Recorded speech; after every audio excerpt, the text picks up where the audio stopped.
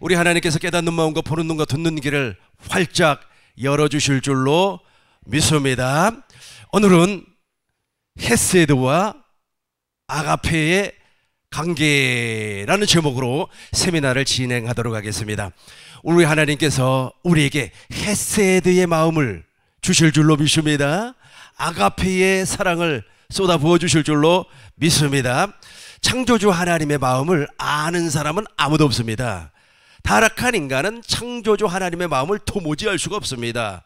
왜 알 수가 없느냐 하면 깨닫는 마음과 보는 눈과 듣는 귀가 없기 때문에 그래요. 그리고 또 우리 하나님 아버지 즉 창조주 하나님은 당신의 마음을 감추어 버렸습니다. 그래서 성령 하나님이 나에게 오시면 하나님의 깊은 곳까지라도 깨닫게 하는 겁니다. 고린도 전서 2장 9절 보시겠습니다. 기록된 바 하나님이 자기를 사랑하는 자들을 위하여, 어떤 사람을 위하여? 사랑하는 자들을 위하여. 기록된 바 하나님이 자기를 사랑하는 자를 위하여 예비하신 모든 것은 눈으로 보지 못하고 귀로 듣지 못하고 사람의 마음으로, 여기에 지금 사람의 마음이 나오고 그리고 사랑하는 자들이 나와요. 잘 기억해 주시기를 바라겠습니다. 계속해서 한번 읽어보겠습니다. 사람의 마음으로 생각하지도 못하였다 함과 같으니라. 10절 보시겠습니다. 오직 하나님이 성령으로 이것을 우리에게 보이셨으니 성령은 모든 것 곧 하나님의 깊은 것까지도 통달하시느니라. 이게 바로 하나님의 마음이에요. 하나님의 마음은 도무지 볼 수가 없습니다. 이 타락한 인간이 그렇다는 겁니다. 그러나 물과 성령으로 거듭난 사람, 아가페가 그 안에 존재하고 있는 사람, 그 안에 진리가 있는 사람, 그리스도가 존재하고 있는 사람은 아버지의 마음을 볼 수가 있어요. 이 아버지의 마음이 무엇인가? 이 아버지의 마음이 한마디로 한 단어로 표현한다면 바로 헤세드라고 하는 겁니다. 이 헤세드라고 하는 말은 히브리 말이에요. 아람어에도 이런 표현이 나와 있습니다. 그렇다면 이 헤세드라고 하는 말이 무슨 뜻인가? 창조주 하나님께서 인간을 구원하기 위하여 영원한 사랑을 베푼다라는 의미를 가지고 있습니다.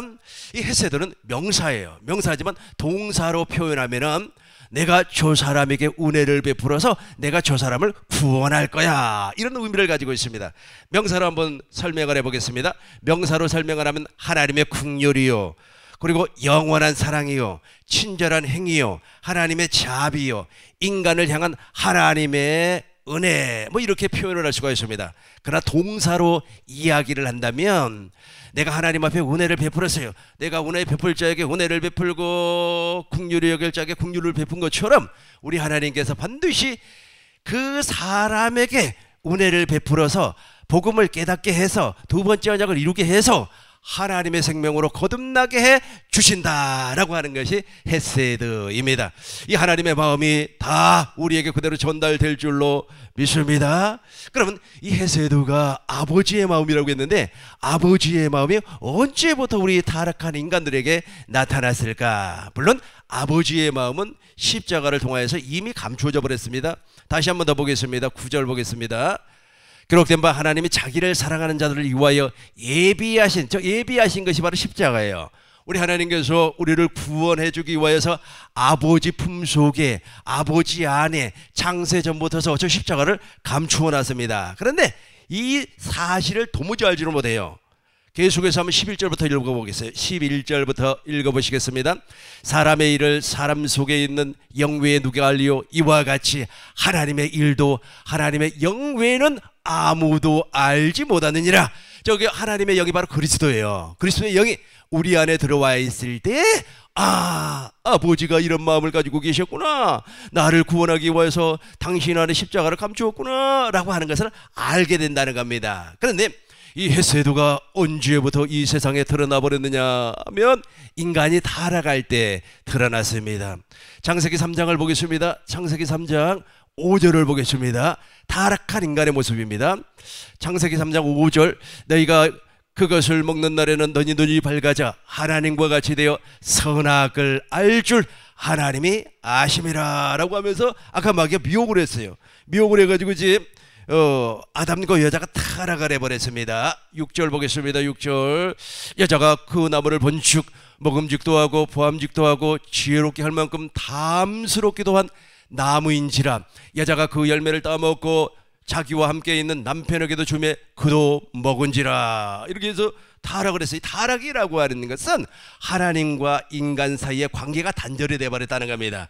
영이 죽어버렸다는 거예요.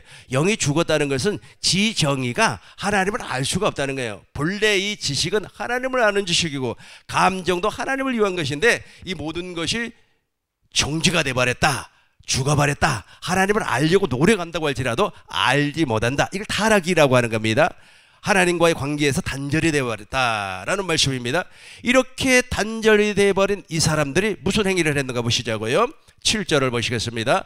이에 그들의 눈이 밝아져 자기들이 벗은 줄 알고 무화과 나무 잎을 엮어 치마로 삼았더라. 이것이 타락한 인간의 모습이에요. 타락한 인간은 헤세드를 전혀 알 수가 없다는 거예요. 아버지의 마음을 알 수가 없어요. 그런데 아버지의 마음, 즉 헤세드는 저 타락한 인간들에게 그대로 나타납니다. 21절을 보겠습니다. 21절. 여호와 하나님이 아담과 그 아내를 위하여 가죽옷을 지어 입히시니라. 자, 가죽옷이 바로 양의 옷, 즉 예수 그리스도로 옷 입혀 주시겠다라고 하는 언약입니다. 그래서 헤세드라고 하는 것은 하나님의 마음, 하나님의 마음인데 그 하나님의 마음이 반드시 언약으로 나타난다는 겁니다. 그래서 하나님의 마음은 무엇으로 나타난다고요? 언약으로 나타난다. 하나님은 반드시 타락한 인간을 구원하기 위하여서 창세기 3장 21절에서 언약을 맺었어요. 가죽옷을 입혀주었습니다. 근데 가죽옷을 입혀줬는데 더 중요한 것은 무엇이냐면 인간을 향한 하나님의 사랑이라는 겁니다. 그게 인간을 향한 하나님의 영원한 사랑. 근데 인간을 향한 영원한 사랑을 사람들은 모른다는 겁니다. 오, 십자가, 십자가. 내가 처음 볼 때에 나의 마음에 큰 깨달음이 왔지만은 하나님의 사랑을 모른다는 거예요. 여러분, 십자가를 쳐다보면서 하나님의 사랑이 느껴집니까? 하나님의 사랑이 느껴진다면 그 사람은 물과 성령으로 거듭난 사람이요, 그 안에 무엇이 존재합니까? 아가페가 존재하고 있고 그 안에 진리가 있고 그 안에 생명의 성령의 법이 존재하고 있습니다. 이렇게 존재한 사람만이 헤세드가 무엇인가를 알 수가 있다는 겁니다. 하나님이 죄인인 나를 향한 무한한 사랑, 내가 말이야 탕자와 같이 세상에서 방황할 때도 하나님은 나를 사랑했었고, 내가 땅굴 속에 들어가서 주여 쌈장을 하고 있을 때도 변함없이 우리 하나님은 나를 사랑했었고, 내가 십자가에 달린 예수님을 봄으로 말미암아 아버지의 마음을 보고 있을 때도 변함없이 하나님의 헤세드는 나에게 존재하고 있었다는 겁니다. 이것이 바로 창세기 3장 21절이에요.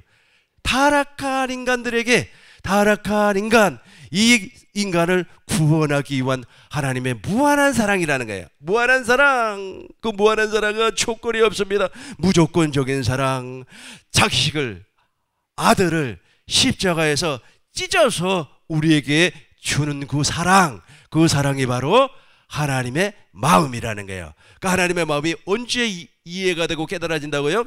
내가 십자가에 달린 예수님을 봄으로 말미암아 물과 성령으로 거듭나고, 그리고 하나님의 아가페가 내 안에 존재하고 있을 때 아버지의 마음을 알 수가 있어요. 아버지의 헤세드를 알 수가 있다라는 겁니다. 그렇다면 이 아버지의 헤세드가 구체적으로 누구에게 나타났느냐?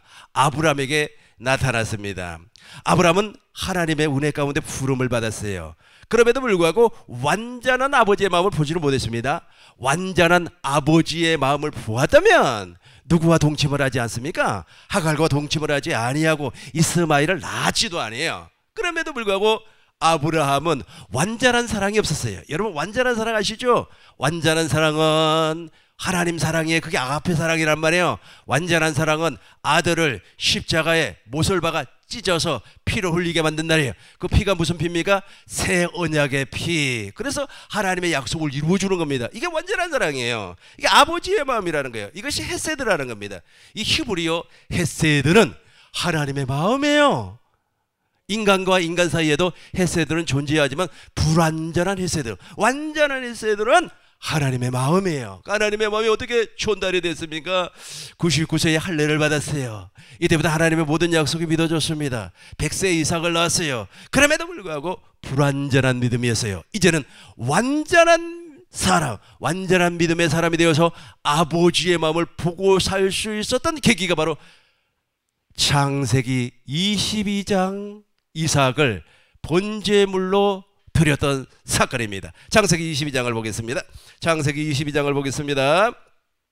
여호와 하나님이 아담과 창세기 22장 1절부터 보겠습니다. 1절부터 9일 후에 하나님이 아브라함을 시험하시려고 그를 부르시되 아브라함아 하시니 그가 이르되 내가 여기 있나이다. 2절까지 보겠습니다. 여호와께서 이루시되 내 아들 내 사랑하는 독자 이삭을 데리고 모리아 땅으로 가서 내가 네게 일러준 한 산 거기서 그를 번제로 드려라. 여기서 이제 하나님의 마음을 알아요. 누가 안다고 그랬어요? 아브라함이 그 전까지만 해서도 아버지 하나님의 헤세드를 부분적으로는 알았어도 완전하게는 알지를 못했어요. 그래서 우리 하나님 마지막으로 테스트하는 거예요. 너 하나밖에 없는 독자 아들 있지? 그 아들을 번제로 드려라. 이 번제라고 하는 것은 짐승을 잡습니다. 목을 잘라버려요. 가죽을 벗깁니다. 살과 뼈를 분리합니다. 내장을 흐르는 물에 씻어 정결케 합니다. 고여있는 물이 아니고 흐르는 물에다가 이렇게 씻어 아주 깨끗하게 정결케 만들어버리는 겁니다. 그리고 나서 장작 더미 위에다가 뼈, 살, 가죽, 머리, 내장을 놓고 불로 태워버리는 것이 바로 번제라는 거예요. 이렇게 번제를 드려도 우리 하나님께서 살려낼 것을 믿었다는 거예요. 아버지의 마음을 보았다는 뜻입니다. 아버지의 마음을 확실하게 보았어요. 그리고는 이제 하나님의 말씀에 따라서 장작 위에다가 이삭을 다 결박해가지고 무릎을 꿇려 앉혔습니다.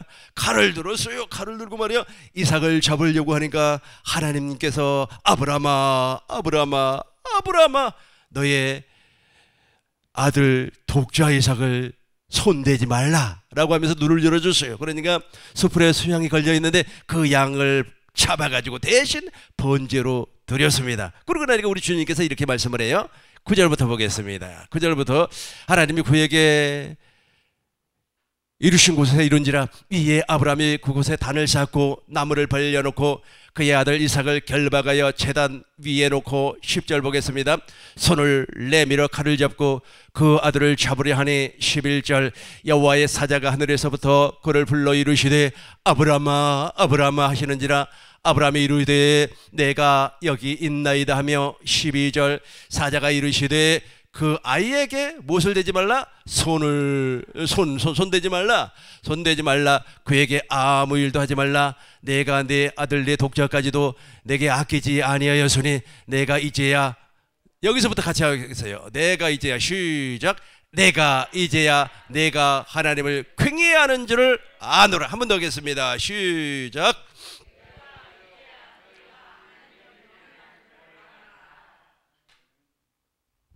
이게 바로 헤세드예요. 아브라함아 아브라함아 이제 너는 완전한 사람이 되었구나. 완전한 사람이 되어서 창조주 하나님의 아버지, 창조주 하나님 아버지의 마음을 알고 있구나. 알고 있구나. 알고 있구나. 알고 있구나. 내가 이제야 내가 하나님을 퀭해하는 줄 아노라 하면서 아브라함의 믿음을 인정을 해줍니다. 이게 바로 몇 장에 나오냐면 히브리서 11장 17절에 보면 나와요. 보겠습니다. 아브라함은 시험을 받을 때에 믿음으로 이삭을 드렸으니 그는 약속을 받은 자로 돼 그 외아들을 드렸느니라. 18절 보겠습니다. 그에게 이미 말씀하시기를 내 자손과 칭할 자는 이삭으로 말미암으리라 하셨으니 약속을 믿었다고 하는 것은 아버지의 마음을 보았다는 겁니다. 이게 조금 있으면 예수님과 연결이 되는 겁니다. 예수님도 바로 아버지의 마음을 알았기 때문에 십자가에서 죽을 수가 있었다는 거예요. 19절 우리 같이 하겠습니다. 19절 그가 하나님의 능히 이삭을 죽은 자 가운데서 다시 살리실 줄 생각한지라 비유컨대 그를 죽은 자 가운데서 도로 받은 것이니라. 아멘. 한 번 더 읽어보겠습니다. 그가 하나님이 동이 이삭을 죽은 자 가운데서 다시 살리실 줄 생각한지라. 비유컨대 그를 죽은 자 가운데서 도로 받은 것이라. 아멘. 잘 기억하시기를 바라겠습니다. 우리 하나님께서 아브라함에게 은혜를 주었어요. 100세에 이삭을 낳았습니다. 그리고 어느 정도 이삭이 장성하니까 하나님의 말씀에 따라서 번제로 드렸습니다. 근데 번제로 드리려고 하니까 번제를 드리지 못하겠단 말이에요. 그런데 그 안에서, 그런 과정에서 아브라함은 하나님의 마음을, 아버지의 마음을, 헤세드를 보았어요. 그러고 나서 이제 내가 확실하게 이삭을 번제로 드린다고 할지라도 우리 하나님께서 이삭을 살려낼 것을 믿어버렸다는 겁니다. 이게 바로 예수님의 부활을 얘기하고 있습니다. 왜냐하면 이삭은 누구의 모형입니까? 예수 그리스도, 오실 메시아의 모형이 바로 이삭이기 때문에 그랬습니다. 이삭을 번제로 드려버렸어요. 이삭을 번제로 드렸어요. 완전히 죽여버렸어요. 완전히 죽여버렸어요. 그럼에도 불구하고 우리 하나님께서는 반드시 살려낼 것을 믿었다는 겁니다. 누가? 아브라함이 누구의 마음을 보았기 때문에? 아버지의 마음을 보았기 때문에 가능했다는 겁니다. 그러나 아버지의 마음을 보지 못한 사람은 저걸 할 수가 없어요. 저 일을 도무지 할 수가 없다는 겁니다. 이제 예수님으로 넘어오도록 하겠습니다. 예수님도 십자가를 지기 전에, 그러니까 다시 한번 총리를 하도록 하겠습니다. 아브라함이 99세에 할례를 받았습니다. 100세에 이삭을 낳았습니다. 여기까지만 해서도 완전한 믿음이에요. 그러나 아버지의 마음을 완전하게 보지를 못했어요. 아버지의 그 영원한 사랑, 죄인들을 향한 영원한 사랑, 값없는 사랑, 당신의 아들을 십자가에서 몸을 찢어가지고 나를 구원시켜준다고 하는 그 사랑, 그 아버지의 마음을 완전하게 볼 때는 언제 했느냐면 이삭을 번제로 드리려고 할 때 그때 보았단 말이에요. 그때 보았어요. 그러니까 자기 자식을 어디에다가 번제로 드려도, 그렇죠, 장작더미 위에다가 올려놓고 번제로 드린다고 할지라도 살려낼 것을 확실하게 믿어버렸다는 거예요. 이게 바로 부활이에요. 여러분들이 부활의 신앙이 없으면 진리가 없는 사람이에요. 이 부활의 믿음이 없는 사람은 그 안에 그리스도가 존재하고 있지 아니하는 겁니다. 그러나 이제 아브라함은 아버지의 마음을 보았어요. 그래서 아버지의 마음으로 말미암아 그렇게 실행을 했더니 아니라는 거예요. 우리 하나님께서 무엇이라고 했습니까? 이제는 네가 나를 퀭이한 줄로 네가 내 마음을 알구나, 네가 내 마음을 시원하게 했구나 라고 하는 것을 인정을 해줘 버렸어요. 여러분, 이 신앙, 이 믿음이 반드시 인정을 받아야만 합니다. 저와 여러분들이 이 믿음을 가져야 돼요. 이 믿음을 가져야만이 헤세드를 알게 된다는 겁니다. 예수님에게로 넘어오겠습니다. 예수님께서 십자가를 지기 전에 바로 이게 번제라는 거예요. 죽었다는 거예요. 십자가에서 이제 자기가 죽어야 돼요. 죽어야 돼요. 그러고 나서 이제 제3일 만에 살아난단 말이에요. 그런데 예수님도 이 땅에 올 때는 어떻게 오셨습니까? 사람의 모양으로 왔어요. 사람으로 왔기 때문에 사람의 감정이 그대로 존재하고 있습니다. 내가 십자가에서 죽어버린다고? 내가 십자가에서 죽은다고? 그러나 기도를 통하여서 아버지의 마음을 보게 되었습니다. 마가복음 보겠어요. 마가복음 13장 36절을 보겠습니다. 이르시되 아빠 아버지여. 이게 무슨 내용입니까? 겟세마네 동산에서 기도하는 내용입니다. 여기에서 아버지의 마음을 보는 거예요. 여기에서 헤세드를 보았다는 겁니다. 영원한 아버지의 사랑, 값없이 주시라 한없는 자비의 사랑을 보았다는 겁니다. 그 사랑이 우리를 살려내고, 그 사랑이 예수님을 부활시키고, 그 사랑이 아버지의 깊은 곳까지라도 통달케 하는 겁니다. 이르시되 아빠 아버지여, 아버지께서는 모든 것이 가능하오니 이 잔을 내게서 옮기시옵소서. 이 잔이 무엇입니까? 이 잔이 무엇입니까? 새 언약의 잔이에요. 누가복음 보겠습니다. 누가복음 20장 22절 20절 저녁 먹은 후에 잔도 이와 같이 하여 이르시되 이 잔은 내 피로 세운 무슨 언약이니? 새 언약이니. 저 새 언약이 이루어지려면 예수님도 짐승처럼 반으로 쪼개져서 죽어야 돼요. 그게 바로 십자가라는 거예요. 그렇게 완전 쪽에서 죽어져야만이 아버지의 마음이 이루어지는 겁니다. 그런데 아버지의 마음을 보았어요. 다시 한 번 더 보겠습니다. 마가복음 14장 36절 보겠습니다. 다시 한 번 더 이르시되 같이 하겠습니다. 이르시되 아빠 아버지여, 아버지께서는 모든 것이 가능하오니 이 잔을 내게서 옮기시옵소서. 그러나 나의 원대로 마옵시고 아버지의 원대로 하옵소서. 여기 너무너무 그러나부터 시작. 그러나 나의 원대로 마옵시고 아버지의 원대로 하옵소서. 내 생각에는 이 세원약의 잔을 못 마실 것 같아. 왜냐하면 저 잔을 마시는 순간 인류의 죄를 뒤집어섰기 때문에 저걸 통하여서 죽어야 돼요. 쪼개져야 된다는 거예요.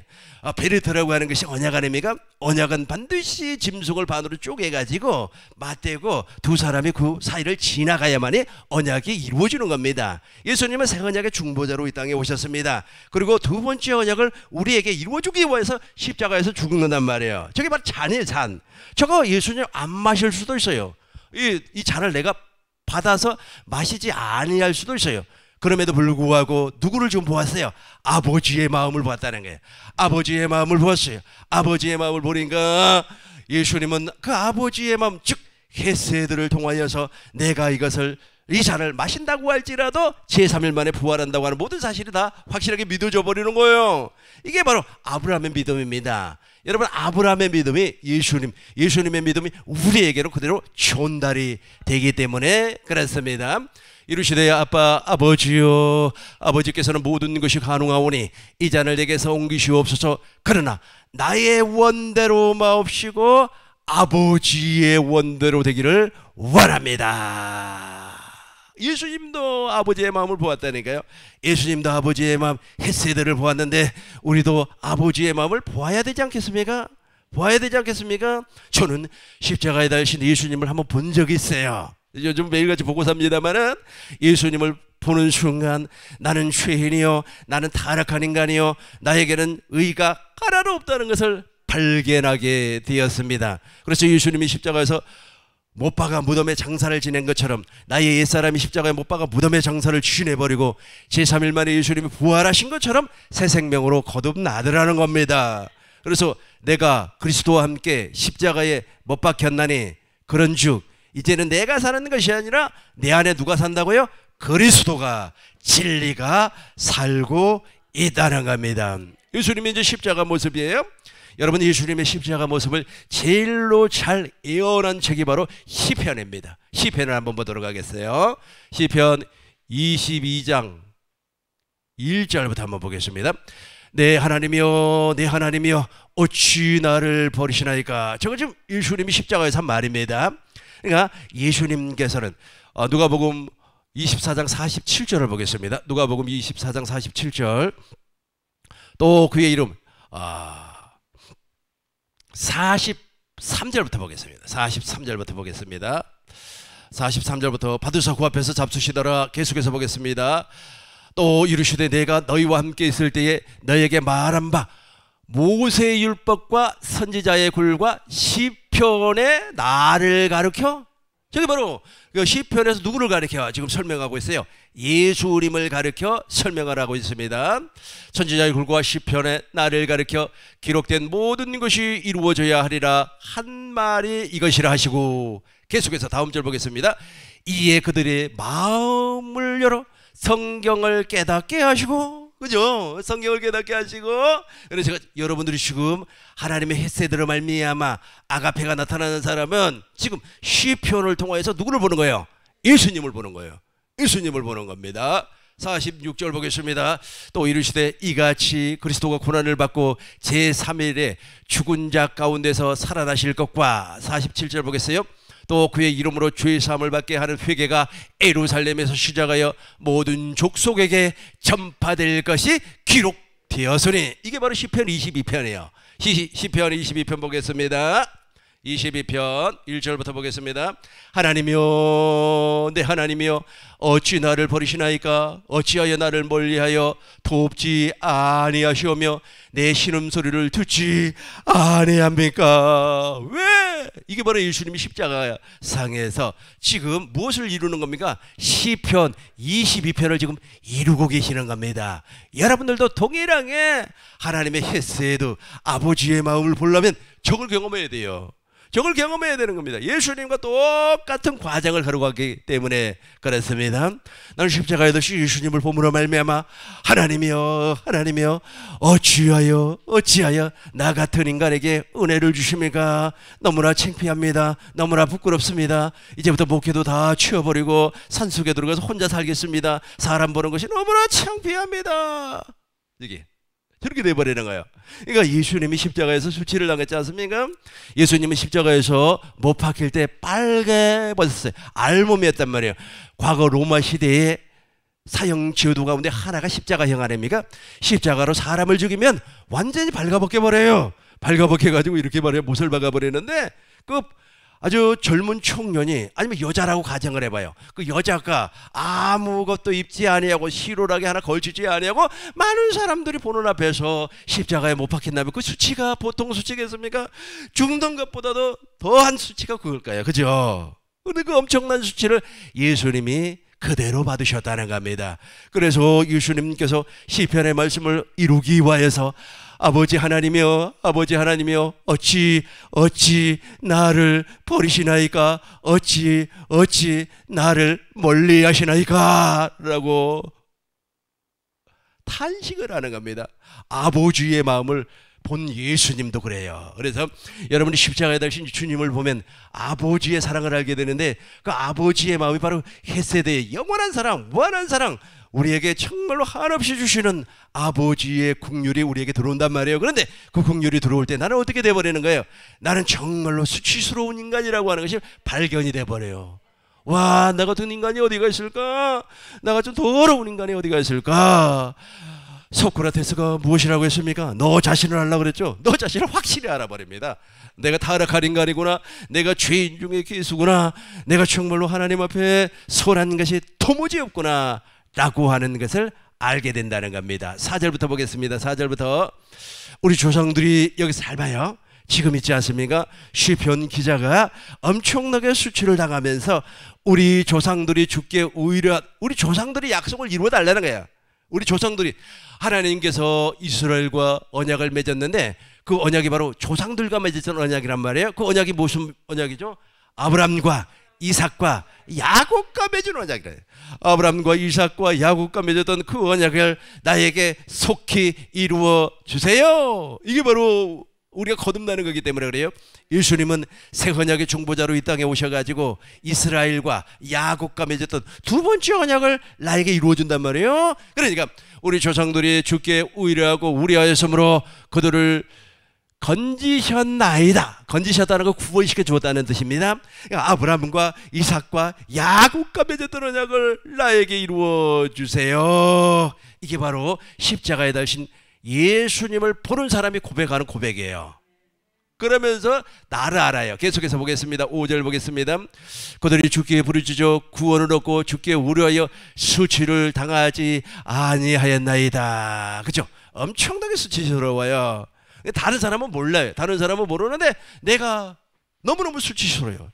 내가 너무너무 창피해요. 내가 알아요. 쥐구멍이 있으면 그 속에 들어가 버리고 싶어요. 사람 만나기가 싫다니까요. 사람 만나는 것이 부끄럽고 사람 만나는 것이 너무 창피스러워요. 그러니까 예수님이 십자가에 달렸을 때 뭐라고 그랬어요? 아주 지나가는 사람들이 네가 유대인의 왕이야? 너를 구원하고 십자가에서 내려와서 나도 좀 구원시켜봐라 하면서 조롱했지 않습니까? 그리고 옷 다 벗겨버리고 수치를 보여주지 않았습니까? 그대로 여러분도 느끼게 된단 말이에요. 그렇게 해서 그 과정을 통과를 해야만이 아버지의 마음이 보인다니까요. 6절 보겠습니다. 6절 나는 벌레요 사람이 아닙니다. 사람의 비방거리요 백성의 조롱거리다. 그렇죠? 다시 한번 우리 6절 같이 읽겠습니다. 시작.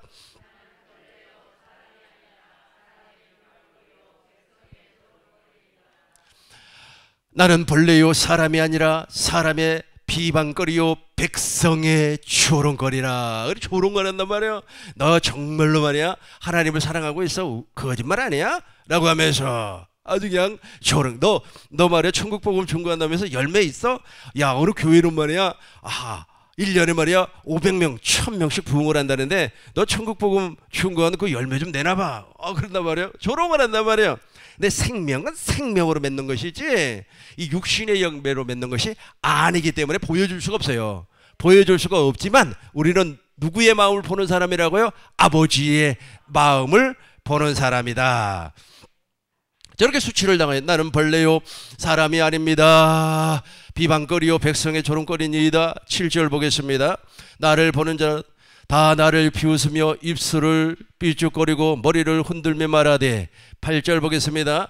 그가 여호와께 의탁하니 구원하실 걸 그를 기뻐하시니 건져내실 걸 하나이다. 그죠? 이 조롱을 누가 했습니까? 예수님이 십자가에 달려 있을 때 그 밑에 있었던 유대인들이 그런 조롱을 했어요. 내가 하나님의 아들이라면 십자가에서 내려와서 니도 구원하고 나 좀 구원시켜봐라. 그러면서 막 조롱을 했단 말이에요. 그러니까 저와 여러분들도 동일하게 저런 조롱을 받게끔 되어 있어요. 사람들에게 수치를 당하게끔 되어 있습니다. 그걸 통하여서 십자가에 달신 예수님을 통하여서 아버지의 마음을 볼 수 있기 때문에 그렇습니다. 9절 한번 보겠습니다. 9절 우리 같이 하겠습니다. 시작.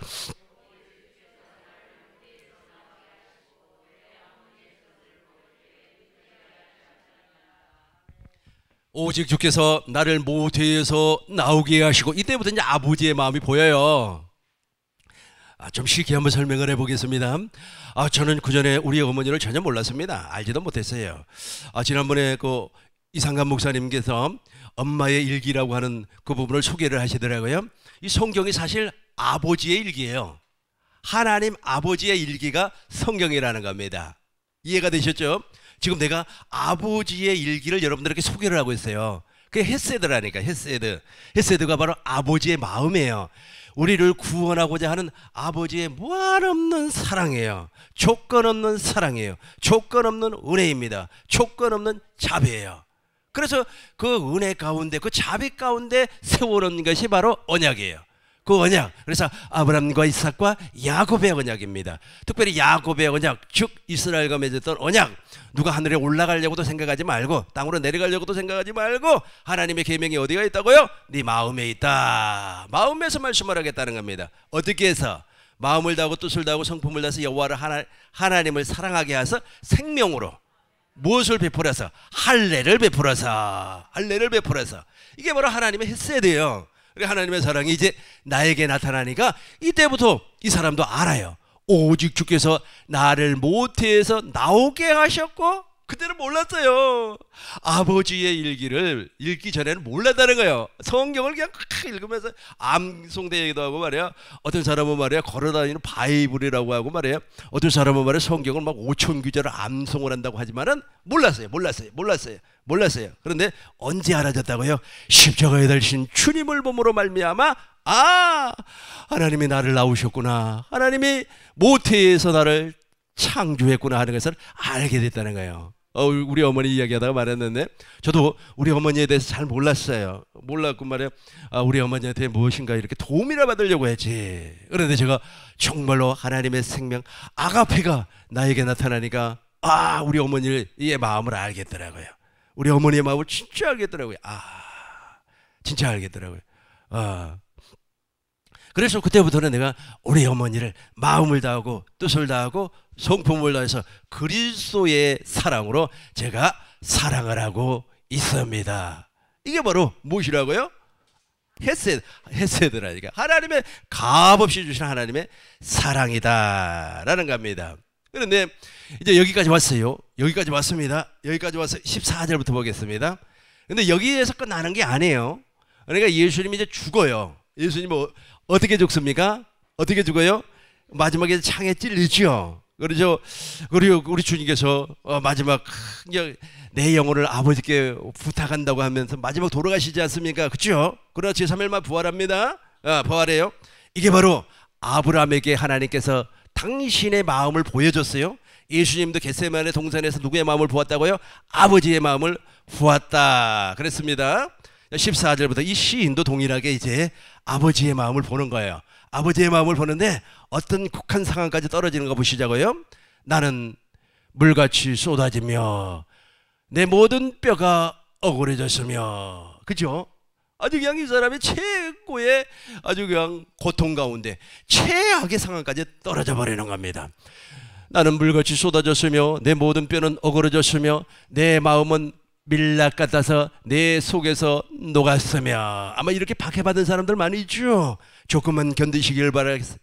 조금만 인내하시면 반드시 생명의 열매를 맺을 줄로 믿습니다.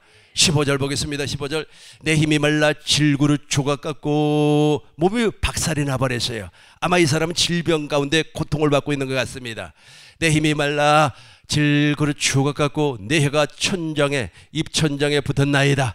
주께서 또 나를 죽음의 진토 속에 두셨나이다. 어디에 두었다고요? 죽음의 진토 속에. 죽게 만들어버리는 거예요. 육체가 완전히 박살나버리는 겁니다. 이게 옛사람이라는 거예요. 옛사람을 완전히 예수 그리스도와 함께 십자가에 못 박아 무덤에 장사를 지내버려요. 죽음의 진토. 죽음의 진토. 그러니까 사람이 죽으면 어디에다가 다 묻어버려요? 흙에다가 묻어버리잖아요. 그런 것처럼 이 사람이 지금 죽음의 진토 흙 속에 들어갔다 나오는 경험을 하는 거예요. 이게 바로 십자가에 달신 주님을 보는 거예요. 날마다 주님의 얼굴을 보고 사시기를 바랍니다. 날마다 주님의 영광을 보고 주님의 얼굴을 보고 예수의 이름을 보고 사시길 주의 이름으로 축원합니다. 아멘한 사람은 이걸 경험할 거예요. 아멘한 사람은 이걸 반드시 경험하게끔 되어 있습니다. 그래야만이 제3일 만에 부활의 경험을 해요. 그 부활하신 예수님이 이제 나에게 오는 겁니다. 나에게 오셔가지고 진짜로 은혜를 줘요. 너희에게 평강이 있을지어다. 근데 그분이 그리스도로 언제 또 오십니까? 오순절 성령 강림 사건 이후에 성령 안에서 내가 너 안에 네가 내 안에 내가 너희 안에 있는 것을 너희가 알리라 한 것처럼 이제 언제 오는 겁니까? 오순절 성령 강림 사건 이후에 그리스도로 오는 거예요. 어디에? 내 안에. 그분이 누구예요? 왕이에요. 그분이 누구예요? 기름 부음 받은 자 그리스도예요. 진리예요. 진리. 그래서 저와 여러분들은 그때부터 진리 안에서 살 수가 있습니다. 그전에 진리 이야기해도 진리 안에서 못 살아요. 그전에 주가 무엇이라고 했습니까? 아주 기차 여행을 하는데 그 원불교 교모, 원불교 그 지도자 있지 않습니까? 진리를 아십니까? 아, 진리 알죠. 길이요 진리요 생명이신 예수님이 진리 아닙니까? 그 사람은 무엇이라고 얘기했냐면 원불교라고 혹시 아세요, 여러분? 원불교 그 가르치는 그 여자 있잖아요. 그 사람은 교모라고 해요. 아마 가르치는 엄마라는 그런 뜻인 것 같아요. 검정 치마 저고리 입고 머리 이렇게 쫙 해고 그 인간 문화재처럼 해갖고 다니는 사람들 있잖아요. 그래서 이제 그 사람들이 말하는 진리는 무엇이냐면 삼라만상의 진리 아닙니까? 해가 뜨면은 해가 지고 그 다음에 달이 뜨고 꽃이 피면은 꽃이 지고 또 열매를 맺고 이 자연 이 순리가 진리라는 거예요. 에이, 그 진리 아니죠. 그 진리 아니에요. 진리는 무엇이라고요? 당신 안에 계신 그리스도가 진리예요. 그래서 그 비밀이에요. 비밀, 감추어진 비밀. 골로새서 1장 27절에 보니까 이 비밀은 너희 안에 계신 그리스도다. 할렐루야. 그죠? 그죠? 근데 이제 그리스도죠. 진토 가운데, 죽음 가운데까지 떨어져 버려요. 반드시 우리는 예수님이 갔던 그 길을 가게끔 돼 있어요. 이걸 제자도라 그럽니다. 제자도. 그러니까 제자가 스승의 간 길을 그대로 걸어간다는 뜻이에요. 조금 있으면 스승의 나라님이가 여러분들의 스승이 예수님이라면 여러분들은 예수님이 갔던 그 길을 그대로 가게끔 돼 있어요. 십자가를. 그러니까 저걸 경험한다면 십자가에서 완전히 죽음의 진토를 맛보게 된다. 18절 보겠습니다. 이제 부활해요. 예수님 부활합니다. 18절 보겠어요. 내 겉옷을 나누며 속옷을 제비 뽑나이다. 이게 이제 예수님의 죽음 아닙니까? 그 다음에 19절. 여호와여 멀리 마옵소서. 여호와여 멀리하지 마옵소서. 나의 힘이여 속히 나를 도우소서. 20절. 내 생명을 칼에서 건지며 내 유일한 것을 개의 세력에서 구원하소서. 이제 살려낸다는 거예요. 살려낸다는 거예요. 우리 주님이 이제 살려낸다는 거예요. 살려낸다는 겁니다. 엄청나게 중요한 사건입니다. 이게 바로 부활이에요. 이 부활, 여러분 십자가와 부활, 예수님이 무엇 때문에 오셨습니까? 사도행전 보겠습니다. 사도행전 13장 32절 보겠습니다. 우리도 조상들에게 주신 아까 조상들에게 주신 약속이 무엇이라고 그랬어요? 아브라함과 이삭과 야곱의 언약. 특별히 그 야곱의 언약을 우리는 주목을 할 필요가 있어요. 야곱의 언약이 바로 이스라엘과 맺은 언약입니다. 그리고 그 언약의 내용이 우리 마음에 할례를 베푸사 마음을 다하고 또 주자고 성품을 다해서 하나님을 사랑하고 무엇을 준다고요? 생명을 준다. 사도 바울은 그것을 복음이라고 그랬어요. 복음. 그래서 우리 조상들에게 주신 약속을 너희에게 전파하노니, 다음 절 보겠어요. 곧 하나님이 예수를 일으키사, 부활했다는 거예요. 곧 하나님이 예수를 일으키사 우리 자녀들에게 이 약속을 이루게 하셨다 하매라. 그러니까 예수님께서 이 땅에 오셔가지고 제3일 만에 부활하신 목적이 뭐예요? 조상들에게 약속한 그 약속을 나에게 이루어주기 위해서 부활하셨다는 겁니다. 부활하셨다는 거예요. 그게 바로 시편의 말씀, 시편 22편에서 우리 주님께서 말씀을 했어요. 그런데 예수님은 아까 제가 누가복음 24장 23, 24, 25, 26, 27절에서 무엇이라고 했어요? 예수님께서 성경의 눈을 열어서 어디를 보게 했다고요? 시편, 오경과 선지자의 글과 시편의 글이 누구를 얘기하는 거냐? 나를 얘기하는 것이 아니냐라고 하는 겁니다. 그래서 예수님은 그대로 시편을 이루어버렸어요. 시편의 말씀대로 십자가에서 죽으시고 제3일 만에 부활했다는 거예요. 22절 보겠어요. 시편 22. 내가 주의 이름을 형제에게 선포하고 회중 가운데서 주를 찬송하리로다. 살아났다는 거예요. 살아났다는 겁니다. 20절부터 다시 보겠습니다. 20절부터 내 생명을, 그죠? 저 생명이 바로 하나님의 생명이요. 하나님의 생명이 이제 나야. 내 안에 하나님의 생명이 나타났어요. 내 안에 하나님의 생명이 나타났다고 하는 말은 내가 그리스도의 형상으로 태어났다.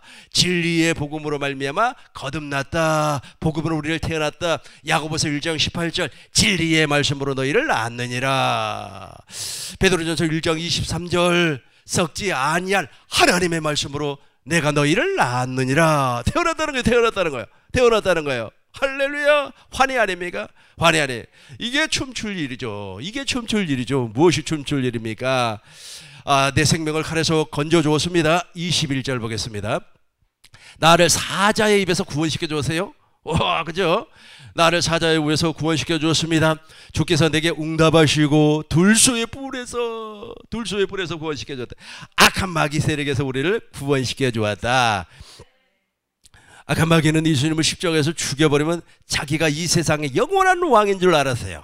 그런데 예수님이 3일 만에 부활해버렸네요. 부활해가지고 악의 세력을 완전히 진멸을 시켜버렸습니다. 그래서 이 세상 임금은 마귀가 아니에요. 마귀가 아닙니다. 이 세상 임금은 누구예요? 왕 대신 예수님. 그분이 어디 계세요? 내 안에 계신단 말이에요. 내 안에 계신단 말이에요. 마태복음 16장 28절에 보니까 여기 서 있는 사람들 중에 인자가 왕권을 가지고 오늘 것을 볼 자들도 있느니라. 할렐루야. 이게 바로 부활이에요. 이런 과정을 통하여서 우리가 아버지의 마음을 보고 아버지의 마음을 보니까 내 안에 무엇이 존재한다? 아가페가 존재한다는 거예요. 이 아가페가 없는 사람은 가짜예요. 가짜. 진짜가 아니라는 겁니다. 21절 나의 사자의 입에서 구원했습니다. 주께서 나에게 응답했습니다. 둘소의 뿔에서 구원했습니다. 22절 23절 동시에 한번 읽어보겠습니다. 시작.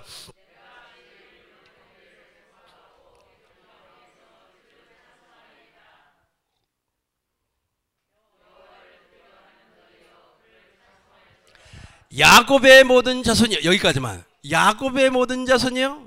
야곱과 무슨 언약을 맺었어요? 두 번째 언약을. 그것이 이루어졌다. 할렐루야. 그것이 나에게 이루어졌기 때문에 찬송하는 겁니다. 22절 다시 봐요. 22절 내가 주의 이름을 형제에게. 저 주의 이름이 무엇이죠? 예수의 이름이에요. 예수의 이름이 무엇입니까? 하나님 아버지의 생명이에요. 저 예수의 이름이 어디에 존재하고 있었습니까? 성전 안에. 그 성전 어디에? 지성소에. 지성소 어디 안에? 복궤 안에. 할렐루야. 그러니까 이제 저 것이 어디에? 나한테 들어왔어요. 나에게. 내가 이제 하나님의 성전으로 태어났다는 뜻이에요. 그러니까 이건 이제 이때부터 선포를 하는, 이때부터 진리를 선포하는 사람, 이때부터 복음을 선포하는 사람이 된다라는 겁니다. 23절 보겠습니다. 여호와를 두려워하는 너희여 그를 찬송할지어다 야곱의 모든 자손이여. 지금 있지 않습니까? 두 번째 언약, 즉 야곱의 언약이 이루어지지 아니한 사람은 내가 하는 말이 무슨 소리인지 도무지 알지 못해요. 내가 하는 지금 이야기 있잖아요. 이 설교 내용이 무슨 내용인지 도무지 알지를 못한다니까요. 그러나 여러분들 그리고 저는 무엇이 이루어졌어요? 야곱의 언약, 즉 예수님은 새 언약의 중보자로 이 땅에 오셨습니다. 그리고 두 번째 언약을 나에게 이루어준다고 하는 사실을 우리가 믿었어요. 그걸 믿음으로 말미암아 우리가 아버지의 마음을 볼 수가 있는데, 그것이 되지 아니한 사람은 지금 내가 하는 소리를 무슨 소리인지를 몰라요. 아주 그냥 3차원적인 이야기를 해주면 알아듣습니다. 이 3차원적인 세계가 바로 물질 세계 아닙니까? 와, 내가 어저께 말이야 아주 그냥 예배당에 15만 원을 헌금을 했더니 하나님이 나에게 그 뒷날 30만 원을 주었어. 어떻게 주었어? 길 가다가 30만 원을 내가 주워버렸어. 그러면 그래 하고 막 눈이 번쩍번쩍 뜨죠. 근데 이 이야기는 몰라요. 지금 내가 말씀하시는 이 내용은 몰라요. 누구만 할 수가 있다고요? 야곱의 언약이 이루어진 사람. 야곱의 언약이 무슨 언약이라 했어요? 두 번째 언약. 이 두 번째 언약이라는 말은 무슨 뜻이냐면 히브리서 8장 9절 보겠어요. 히브리서 8장 9절 보겠습니다. 주께서 8장 7절 보겠습니다. 저게 주께서 또 이루시기를, 저거는 새 언약을 얘기하는 겁니다. 첫 것이 무엇이었더라? 첫 번째 언약이 있어요. 무엇이었더라? 둘째 것, 두 번째 것이 있어요. 저 두 번째 것이 무엇인가? 9절 보겠습니다. 9절 쭉 내려와서 또 주께서 이루시되 이 언약은, 저 새 언약을 얘기하고 있습니다. 그러니까 두 번째 언약은 바로 새 언약인데, 새 언약은 야곱과 맺었던 언약이에요. 근데 왜 야곱과 맺었던 언약을 두 번째 언약이라고 하는가? 10장 9절 보겠습니다. 10장 9절 그 후에 말씀하시길 보옵소서 내가 하나님의 뜻을 행하러 왔나이다 하였으니, 그 첫째 것을 폐하시면, 왜 첫째 것을 폐하느냐 하면 이스라엘 백성들이 1446년에 출애굽을 합니다. 1년이 지나서 시내산에서 율법을 받아요. 그 율법을 첫 번째 언약이라고 합니다. 근데 사람들은 저 율법의 행위를 통해서 구원을 받으려고 해요. 그 행위를 폐해버렸다. 40년이 지났습니다. 1406년에 모압에서 이스라엘과 더불어서 한 번 더 언약을 맺어요. 그 언약은 무슨 언약? 두 번째 언약이라고 하는데, 아브라함과 이삭과 맺었던 언약과 맥락이 같아요. 그래서 저 언약을 맺습니다. 저 언약을, 두 번째 언약을 맺는데, 그 두 번째 언약이 바로 마음의 할례를 베풀고 하나님을 사랑하고 생명을 얻게 되고 내 안에서 주님이 말씀을 한다. 840년이 지났습니다. 에레미야 선지자가 또 하나님의 약속을 선포를 하는데, 그 하나님의 약속을 새 언약이라고 합니다. 그 새 언약은 어느 언약을 기준으로 해서 아브라함과 이삭과 야곱의 언약을 기준으로 해서 그 가운데 두 번째 언약을 바탕으로 해서 세웠다는 거예요. 이해가 되죠? 그걸 이루어주기 위해서 예수님이 이 땅에 오셨다는 겁니다. 근데 그것이 나에게 이루어지려면 시편 22편을 그대로 통과해야 되는 거예요. 그대로 통과해야 되는 거예요. 그러니까 여러분, 시련이 오고 고난이 오면 하나님 감사합니다 하세요. 하나님, 내가 세상에 무슨 죄를 지었길래 하나님 나에게 이럴 수가 있습니까? 그래 버리면 안 돼. 그러면 안 돼요. 그러면 안 되고, 그런 엄청난 고난이 올 때 내가 진토, 죽음의 진토까지 들어가야 된다니까요. 죽음의 진토까지 들어갈 때, 오 하나님이여 나를 긍휼히 여겨주시고, 하나님 나에게 당신의 마음 헤세드가 내 속에 잠시 1%라도, 아니 0.0001%라도 좀 들어오게 해주세요. 그렇게 기도해야 돼요. 그때 아버지의 마음을 알아요. 아버지의 마음을 알아버리기 때문에 첫째 것에 몸담았던 옛사람을 십자가에 못 박아 죽여버리고 두 번째 것이 나에게 이루어지더라는 거예요. 이루어져요. 그게 바로 무슨 언약? 야곱의 언약이다. 시편 22편, 아까 우리가 22장 24절 보겠어요. 4절, 24절 같이 한번 읽어보겠습니다. 그는 공고한 자 같이 한번 읽어봐요. 시작.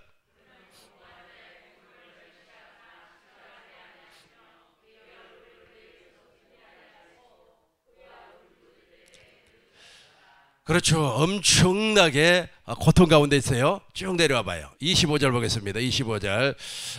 찬송합니다. 26절. 감사합니다. 아까 야곱의 언약이 몇 절에 나왔어요? 야곱의 언약이 23절에 나왔나요? 23절 보겠어요. 23절. 찬송할지로다. 여기 나오죠? 야곱의 모든 자손이여. 23절. 우리 같이 한번 큰 소리로 읽고 이제 아가페와 어떻게 연결하는가 설명을 하도록 하겠습니다. 같이 읽습니다. 시작. 그를 찬송할지어다. 야곱의 모든 자손이여 그에게 영광을 돌릴지어다. 너희 이스라엘 모든 자손이여 그를 굉해할지어다. 진토 아주 그냥 육체가 말이야 완전히 박살이 나가지고 그 고통 가운데 흙 속에 들어갔다 나온 거예요. 그래서 새 생명을 얻었어요. 새 생명을 얻었는데 그 새 생명이 무슨 언약이다? 야곱의 언약이더라는 거예요. 야곱의 언약이 여러분들에게 그대로 이루어져 버렸어요. 그렇게 이루어지고 나니까 로마서 5장 5절이 되는 겁니다. 이제부터는 여러분들이 확실하게 아가페를 알게 되는 거예요. 소망이 부끄럽지 아니하면 우리에게 주신 성령으로 말미암아 하나님의 사랑이 우리 마음에 부어지는 거예요. 그러니까 옛사람을 가지고는 우리가 하나님의 마음을 알 수가 없어요. 다시 한번 읽어보겠습니다. 소망이 우리를 부끄럽게 하지 아니하면 우리에게 주신 성령으로 말미암아 하나님의 사랑이 우리 마음에 부은 바 태면이, 그죠? 그러니까 이게 3절부터 읽어봐요. 3절부터 읽으면 그 과정이 나와요. 다만 이뿐 아니라 우리가 환난 중에도 즐거워하나니 이는 환난은 인내를. 제가 참 중요합니다. 너무 중요해요. 다만 이뿐 아니라 우리가 환난 중에도 즐거워하나니 이는 환난은 인내를, 인내는 연단을, 연단은 소망을 이루는 줄 알미로다. 5절 같이 합니다. 소망이 우리를 부끄럽게 하지 아니하면 우리에게 주신 성령으로 말미암아 하나님의 사랑이 우리 마음에, 우리가 누구의 마음을 보았기 때문에? 아버지의 마음을 보았기 때문에 아버지의 마음, 아들을 십자가에 못을 박아 몸을 찢어버렸어요. 그 찢어버려서 무슨 언약을 이루어졌습니까? 야곱의 언약을 이루어줬어요. 새 언약을 내게 이루어주었단 말이에요. 그걸 깨닫는 순간에, 그걸 깨닫는 순간에 무엇이 되는 겁니까? 내가 하나님의 생명으로 태어나고, 하나님의 생명으로 태어나니까 소망이 부끄럽지 아니하면 하나님의 사랑이 나에게 부어지는 거예요. 하나님의 마음이 나에게 부어지는 겁니다. 골로새서 1장 5절부터 보겠습니다. 골로새서 1장 5절부터 보겠어요. 너희를 위하여 하늘에 쌓아둔 소망으로 말미암으니 곧 너희가 전에 복음의 진리의 말씀을 들은 것이라. 지금 내가 설명한 이 내용을 들었다는 거예요. 이거 듣지 않으면 안 되기 때문에 그래요. 6절 같이 합니다. 이걸 반드시 들어야 되는 겁니다. 이게 복음이에요. 이게 복음이에요. 이 복음이 같이 합니다. 시작. 이 복음이 이미 너희에게 이름에 너희가 듣고 참으로 하나님의 은혜를 깨닫는 날부터. 그러니까 잘 봐요. 잘 보시기 바라겠어요. 언제 저기 깨달아지냐면 내가 완전히 육신의 생명이 박살이 났어요. 무덤에 장사를 지냈습니다. 야곱의 언약이 언제 이루어집니까? 내 안에 부활하신 예수님이 와야 돼요. 내 안에 부활하신 예수님이 왔어요. 그 부활하신 예수님이 너희에게 평강이 있을지어다. 내가 너희 안에, 너희가 내 안에 있을 것이다. 조금 있으면 그렇게 되는 겁니다. 그리고 오순절 성령강림 사건이 됐어요. 오순절 성령강림 사건은 우리에게 매일같이 이루어져야 되는 겁니다. 그래서 그 성령 안에서, 성령을 통하여서 그리스도가 내 안에 오는 거예요. 그리스도가 내 안에 오니까 그때부터 내가 천하의 열매를 맺어요. 근데 언제부터 깨달아지냐면 내가 십자가에 달신 예수님을 봄으로 말미암아 내 옛사람이 바스러지면서 깨어지면서 맷돌에 갈려서 조각조각 나는 순간부터 하나님의 은혜가 깨달아진다니까요. 우리 6절 큰 목소리로 읽겠습니다. 이 복음이 이미 너희에게 이름에 하나님의 은혜를 깨닫는 날부터 너희 중에서와 같이 또한 온 천하에서도 열매를 맺어 자라는도다. 아멘. 그죠? 깨달아진다니까요. 저 깨닫는다고 하는 것은 지식이 깨달아진다는 말이 아니고 아버지의 마음이 깨달아진다니까요. 헤세드가 이해가 되고 깨달아진다는 거예요. 이 복음이 이미 너희에게 이름에 너희가 듣고 참으로 하나님의 은혜를 깨닫는 날부터 너희 중에서와 같이 또한 온 천하에서도 열매, 저 열매가 바로 그리스도의 형상이에요. 야고보서 1장 18절 보겠습니다. 야고보서 1장 18절. 그가 그 피조물 중에 우리로 한 첫 열매가 되시게 하시려고. 같이 읽겠습니다. 그가 그 조물 중에 우리로 한 첫 열매가 되게 하시려고 자기의 뜻을 따라 진리의 말씀으로 우리를 낳으셨느니라. 25절 보겠어요. 저렇게 태어난 사람이 25절 자유롭게 하는 온전한 율법을 보고 있는 자는 듣고 잃어버리는 자가 아니요 실천하는 자니 이 사람은 그 행하는 일에 복을 받아요. 이때부터는 아버지의 마음을 내가 행할 수 있는 사람이 된다. 아버지의 마음을 행하기 위해서는 반드시 내 안에 아가페가 존재해야 되는 겁니다. 이때부터 내가 소망이 부끄럽지 아니하면 하나님의 사랑이 아가페 아닙니까? 아가페가 막 부어지는 거예요. 아가페가 막 부어지는 거예요. 아가페가 막 부어지니까 이제 그 아가페를 실천하는 사람이 된다는 거예요. 요한 3서 1장 1절부터 4절까지 보겠습니다. 장로인 나의 사랑하는 가이오 곧 내가 참으로 사랑하는 자에게 변지하노라. 사랑하는 자여 같이 하겠습니다. 사랑하는 자여 내 영혼이 절됨과 같이 내가 범사에 절되고 강건하기를 내가 강구하노라. 이게 왜 이렇게 되냐면 아가페를 실천하기 때문에 그래요. 아가페가 진리라 그랬습니다. 아가페가 진리요. 그리스도가 진리예요. 내 안에 아가페가 있다는 뜻은 내 안에 부활하신 예수님께서 성령 안에서 그리스도로 와 계신다는 말씀이에요. 2절 같이 하겠습니다.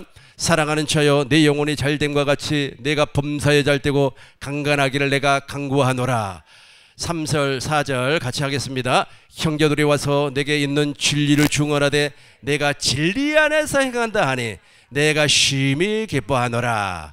내가 내 자녀들이 진리 안에서 행한다함을 두고, 그죠? 진리 안에서 행한다는 말이 무슨 말이에요? 진리 안에서 아가페를 나타낸다는 겁니다. 아가페를 내가 먹었어요. 아가페를 먹으니까 아가페가 나오더라라는 거예요. 아가페가 이제 확실하게 나타나는 겁니다. 그래서 그 아가페가 바로 자유롭게 하는 온전한 율법입니다. 자유롭게 하는 온전한 율법을 내가 쳐다보고 가만히 있는 것이 아니라 그 율법을 그대로 행한다는 거예요. 이 모세 율법이 아니에요. 세계명입니다. 하나님의 생명이에요. 그리스도입니다. 진리를 행한다는 거예요.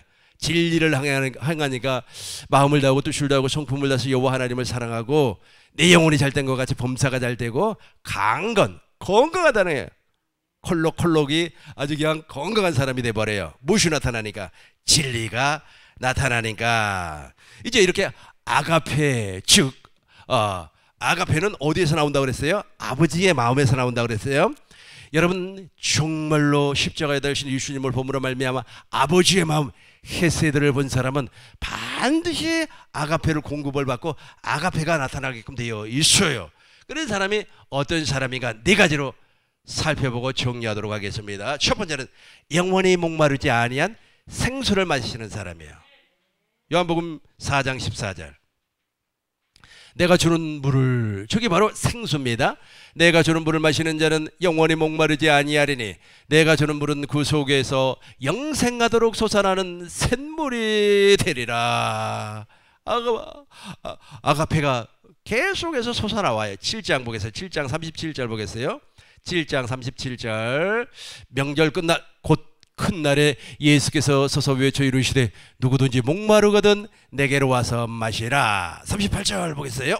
나를 믿는 자는 성경의 이름과 같이 내 그 배에서 생수의 강이 흘러나오리라. 나를 믿는 자는 성경의 이름과 같이 그 배에서, 여기서 말하는 성경은 무엇입니까? 구약 성경을 이야기하고 있어요. 이사야서에서 무엇이라고 했어요? 우리 주님께서 택한 자녀들에게 무엇을 마시게 한다? 생수를 마시게 한다. 사막에 강을 내고, 거기에서 사막에서 무슨 강을 내가지고 생수를 줄 수가 있습니까? 우리 주님께서 당신의 마음을 본 사람에게는 그렇게 은혜를 주겠다는 말이에요. 은혜를 주겠다. 그래서 아버지의 마음을 본 사람은 아가페가 자동으로 나오기 때문에 매일같이 은혜 가운데 사는 거예요. 무슨 가운데 살아요? 은혜 가운데 살아요. 아주 자기 이름을 은혜로, 뭐 이은혜, 김은혜, 박은혜 이렇게 이름을 은혜로 지어놨는데도 은혜로 못 사는 사람은 무엇을 못 받게 돼요? 아버지의 마음을 못 받게 돼요. 그러나 아버지의 마음을 본 사람은 그냥 이름이 은혜가 아니라도 매일같이 은혜로 할 줄로 믿습니다. 두 번째로는 사랑을 공급하는 사람이 되는 겁니다. 사랑을 나누어 주는 사람이 되는 거예요. 베드로후서 1장 그냥 8절 18절 말고 그냥 8절 이런 것이 베드로 후서 1장 7절 보겠어요. 경건 후에 경건의 형제 우애를 이거 4절부터 한번 보겠어요. 4절부터 보겠어요. 이로써 그 보배롭고 지극히 큰 약속을 저기 바로 두 번째 언약에 저기 이루어졌어요. 그러니까 내 이제 신의 성품이 참여하게 되는데 신의 성품에 참여한 사람은 5절부터 보겠습니다. 5절 그러므로 너희가 더욱 힘써 너희 믿음의 덕을 덕의 지식을 지식의 절제를 절제의 인내를 인내의 경건을 경건의 형제 우애를 형제 우애에 무엇을 공급하라? 사랑을 더하라. 10절을 보겠습니다. 10절 그러므로 형제들아 더욱 힘써 너희 부르심과 택하심을 굳게 하라. 너희가 무엇을 행한다고요? 아가페를 행한다니까요. 자, 아가페는 자동으로 행하게 돼 있어요. 제가 우리 어머니의 마음을 한번 본 적이 있다고 그랬죠. 그러다 보니까 가만히 앉아서 밥을 먹어도 우리 어머니 생각이 나더라고요. 감자탕을 먹어도 우리 어머니 감자탕 좋아하실까 뭐 그런 생각이 나요. 좋아하시겠죠, 그죠? 생선을 먹으면 이게 참 우리 어머니 좋아하시는 건데 뭐 이런 생각도 나고 그래요. 왜냐면 똑같습니다. 여러분들이 정말로 부활하신 예수님이 내 안에 무엇으로 그리스도로 존재하고 계시면 아가페로 존재하고 계시면 아버지의 그 헤세드가 보인다니까요. 아버지의 헤세드가 보이기 때문에 내가 정말로 무엇을 하더라도 아버지께서 이렇게 뭐 하실 거야 라는 것이 느껴지는 거예요. 지하철 타고 갈 때도 느껴지고 버스 타고 갈 때도 지난번에 버스를 좀 타고 가려고 매일같이 이게 자가용 운전하다가 참 대중교통 이용하려니까 정말로 힘들더구만요. 근데 버스가 이렇게 와요. 오길래 이제 막 뛰어갔습니다. 한 50m를 막 전력 질주를 했어요. 그래서 정류장까지 다 도착을 했는데 문을 닫고 가버리는 거야. 아니 그 백밀러로 다 봤을 텐데 뛰어오는 거 봤을 텐데 문을 닫고 가버린 거예요. 그래 갔는데 약 한 10m 정도 가다가 신호에 걸렸어. 그래서 내가 문을 좀 열어달라고 똑똑똑 하니까 죽어도 안 열어주네. 옛날 같았으면은 그냥 손짓으로 있잖아요. 욕을 해버렸을 텐데. 근데 무엇이 아가페가 나타나 버리기 때문에 그렇구나. 하나님의 무슨 다른 뜻이 있겠구나. 아버지의 마음이 느껴진단 말이에요. 그래가지고 다시 나와가지고 천천히 이제 걸어가면서 저 버스가 말이야 가다가 무슨 일이 나는 거 아닌가? 막 이런 생각도 들고 그래요. 그러니까 여러분 헤세드를 본 사람은 반드시 무슨 사건이 터지면 아버지의 마음을 보게 된다니까요. 아버지가 무슨 말 하실까? 여러분 아버지가 돈 준다 그러면 그냥 좋잖아요. 아버지가 재산 준다 그러면 그 말만 들리면 안 되고 그런 환경 가운데 그런 사건 가운데 아버지의 마음을 보아야 된다니까요. 누가 그 사건 가운데 아버지의 마음을 보았어요? 구약의 대표적인 사람이 아브라함이에요. 그죠? 신약에는 물론 예수님이겠지만은 아버지의 마음을 누가 봤어요? 아브라함이 보았단 말이에요. 아버지 하나님께서 자기 아들을 죽여도 살려낼 것을 믿어버렸어요. 예수님 아버지요 할 수만 하시거든 이 잔이 내게서 지나가기를 원합니다. 그러나 나의 뜻대로 마옵시고 아버지의 뜻대로 되기를 원합니다. 아버지의 마음을 본 사람이 그렇게 기도하는 겁니다. 그래서 모든 것이 아버지를 중심으로 하는 거예요. 내 중심이 아니에요. 막 기도하면서 땡깡을 넣으면서 500명 부흥시켜 주실 줄 믿습니다. 아니지만 내가 40일 작정 기도할 겁니다. 전부 다 자기 중심이에요. 전혀 헤세드가 무엇인가를 몰라요. 보지도 아니했고 의미도 모르고 아가페의 의미도 모르고 아가페를 먹어봤어야지 아가페가 나오죠. 아가페를 먹으면 반드시 아가페가 나올 줄로 믿습니다. 세 번째는 진리 안에서 행하게 됩니다. 그 지난번에 살펴봤어요. 아까 살펴봤어요. 요한 3서 1장 1절로 3절 영혼이 잘된 것 같이 범사가 잘되고 이제 진리 안에서 행하게 된다. 마지막 네 번째로 예수의 이름으로 구하세요. 이때 가능합니다. 요한복음 15장 7절 너희가 내 안에 거하고 그죠? 이게 너희가 내 안에 거하고 내가 내 말이 너희 안에 거하면 내 말이 무엇이에요? 저게 아가페라니까요. 하나님의 엄청난 사랑이 인간의 사랑이 아니라니까. 지난번에 우리 교회에서 태진아 이야기했는데 태진아가 그랬잖아요. 사랑은 아무나 하나. 그 사랑이 아니라니까요. 그런 사랑은 아니고 진짜 아가페. 뭐 손이라도 잡아봐야지 뭐 그런 사랑 말고 진짜 아가페가 딱 들어와 버리니까 어떻게 되는 겁니까? 원하는 대로 구해요. 이때 예수의 이름을 사용할 수가 있습니다. 그 전에는 불가하는 거예요. 16장 23절 보겠습니다. 16장 23절. 그날에는 아가페가 나오는 날에 있다가 그날이 무엇입니까? 오순절 성령 강림 사건 이후에 예수님께서 성령 안에서 성령을 통하여서 나에게 그리스도로 오실 때, 왕으로 오실 때, 그날을 얘기하는 겁니다. 그날에는 너희가 아무것도 내게 묻지 아니하리니 내가 진실로 너희에게 이르노니 너희가 무엇이든지 아버지께 구하는 것을 내 이름으로 주시리라. 지금까지는 너희가 내 이름으로 아무것도 구하지 아니하였으나 구하라. 그리하면 받으리니 너희 기쁨이 그죠? 너희 기쁨은 충만하다네. 이때부터는 아까 제가 말씀드린 것처럼 그런 극한 상황에 떨어져도 화가 나지 않습니다. 그거 한번 생각해 보세요. 이거 더운데 말이야. 내가 대중교통을 그동안 이용하지 않았기 때문에 엄청나게 힘들어요. 막 빨빨 울리면서 속에서 아마 이게 악감정이 올라왔을 겁니다. 근데 그게 아니에요. 아버지의 마음이 다 보여요. 오늘 전체적인 세미나의 말씀을 정리하도록 하겠습니다. 타락한 인간은 도무지 하나님의 마음을 알 수가 없어요.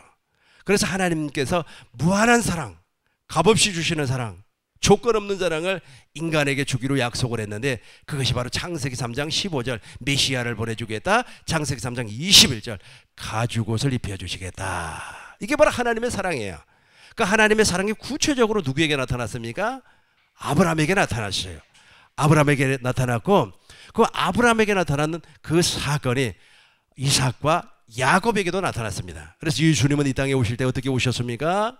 새 언약의 중보자로서 우리에게 나에게 두 번째 언약을 이루어주기 위해서 오셨다고 하는 겁니다. 이 사실을 믿으라는 거예요. 이 사실을 믿으면 당신 안에 누가 존재한다고요? 그리스도가 존재해요. 그 그리스도가 누구예요? 진리예요. 왕이에요. 아가페라는 거예요. 아가페. 근데 이 아가페를 경험을 하고 아가페 안에 들어가려면 과정이 있어요. 예수님께서 십자가에서 죽으시고 제3일 만에 부활한 그 과정을 그대로 가는 겁니다. 그대로 가요. 그것을 제일 잘 표현한 내용이 바로 시편 22편이에요. 그래서 예수님이 누가복음 24장 23절로 27절에서 무엇이라고 그랬습니까? 오경과 선지자의 글과 시편에서 나를 이야기하지 아니했느냐라고 얘기를 한 거예요. 누구를 얘기했어요? 예수님을 얘기했단 말이에요. 그래서 이제 제자들의 눈을 열었어요. 제자들의 눈을 열어가지고 성경을 깨닫게 하였습니다. 독일이에요. 저와 여러분들도 십자가에 달리신 예수님을 보는 순간에 내가 완전히 몸이 바스러져 버리는, 옛사람이 바스러지는 순간에 이제 깨달아지는 거예요. 아버지의 마음이 그때서 깨달아지는 거예요. 깨달아지는 순간부터는 어떻게 되는 겁니까? 정말로 내 같은 인간이 없어요. 명예도 권력도 부도 다 소용없습니다. 나를 발견하게 돼요. 그러고 나서 이제 소망이 부끄럽지 아니하면 하나님의 사랑이 내게 부어지는 겁니다. 인간의 지식으로는 도무지 알 수 없는 아가페가 내 안에 존재하는 겁니다.